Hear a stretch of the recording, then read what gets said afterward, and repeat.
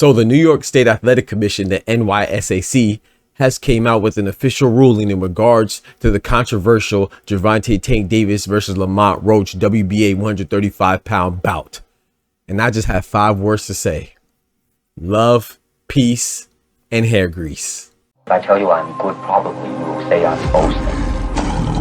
But if I tell you I'm no good, you know one line. Yo, what's good, Boxing Talk family? It's your boy, Dr. Boxing Talk, back for another YouTube video banger, man. Yes, sir. Yes, man. I know what time it is. The doctor's in the house, man. So check this out. So, there's been a long, drawn out, controversial, highly talked about, combative, situation with this fight, right? I'm laughing because I think it's crazy. It's definitely been, it's definitely been dragged out a bit, but just to think about it though, it's only been a week that's transpired since the infamous hair grease gate. I just got my hair done 2 days ago.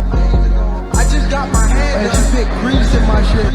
I just got my hair done. You know what I'm saying? So I think that the actual ruling for it to be official, it actually came around rather quickly, you know what I'm saying? And when we think about how long other things and other situations that were controversial has taken to come to a resolution or a conclusion, right? So this has happened pretty fast, and shout out to everybody involved. I do want to say though, before I tell you the official ruling, now I'm just telling you the official ruling right now. The NYSAC has decided not to change or overturn or alter the decision that was made originally. So that initial decision of a majority draw would stay and stand firm between Gervonta Tank Davis and Lamont Roach. Now, I will say this though, there's a lot of people giving Lamont Roach a lot of negative feedback in regards to his decision to appeal. Number one, shout out to him for using all of the tools and all of his resources that are afforded to him as a boxer to try to rectify an injustice that he feel was served towards him, because I do think that the knee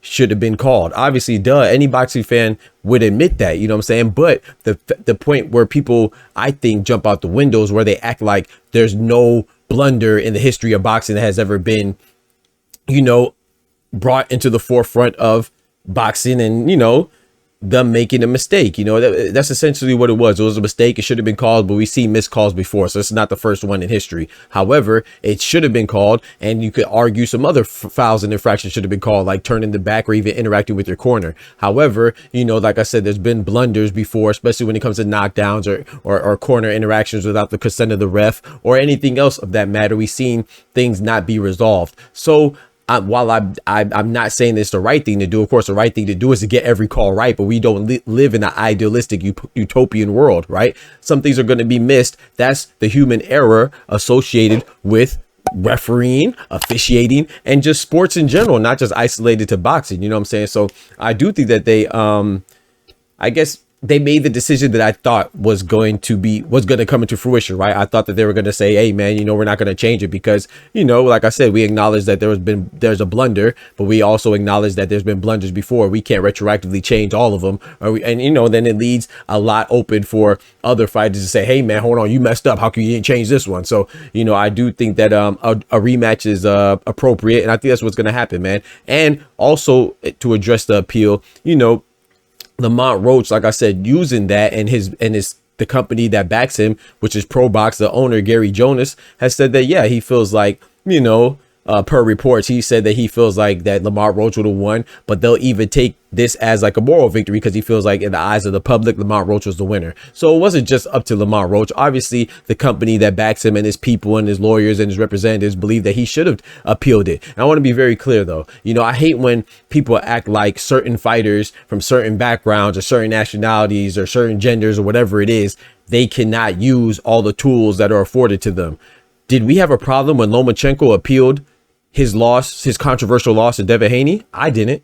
It didn't change anything, but I didn't have a problem with him appealing it. We didn't degrade him or we didn't talk about him in a condescending tone. What about when anybody else has appealed a decision, like Vladimir Shishkin? He appealed his controversial loss to William Skull. Did anybody berate him?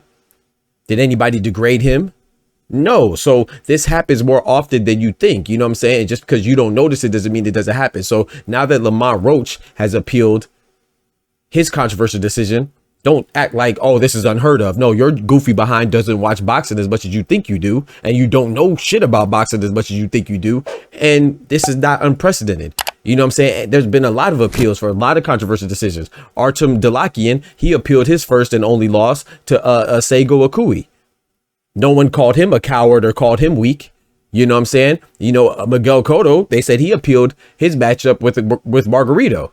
You know, now a lot of people will agree or sympathize with some things because we agree that it's cheating, right? Because that's what Margarito was accused of, but he wasn't found guilty of cheating until he fought Ricochet Mosley, and the late great trainer Nazim Richardson found him with the plaster of Paris in his gloves. He wasn't caught with an infraction during Miguel Cotto. We just assumed that he was, and I think that's an appropriate assumption. However, there was no proof or evidence for that, but Miguel Cotto and his team still advocated for an appeal. Then there's nothing wrong with that. So don't make it seem like Lamont Roach is somehow unqualified or it's somehow disappointing, or that or you disapprove of him utilizing the tools or the resources that come with his job. If you feel like there's an injustice or a disservice has been done to you, then of course you appeal it.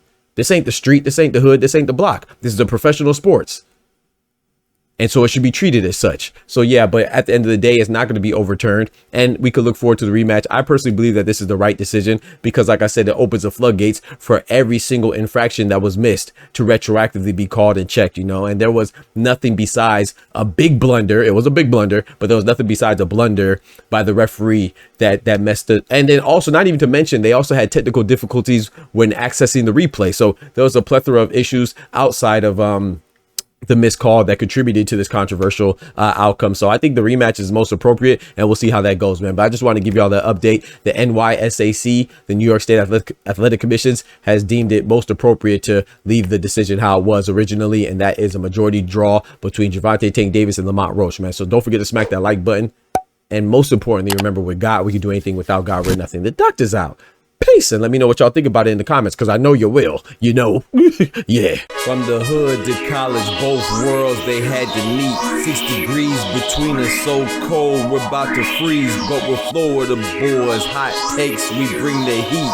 We're moving the culture, the engineers to the streets.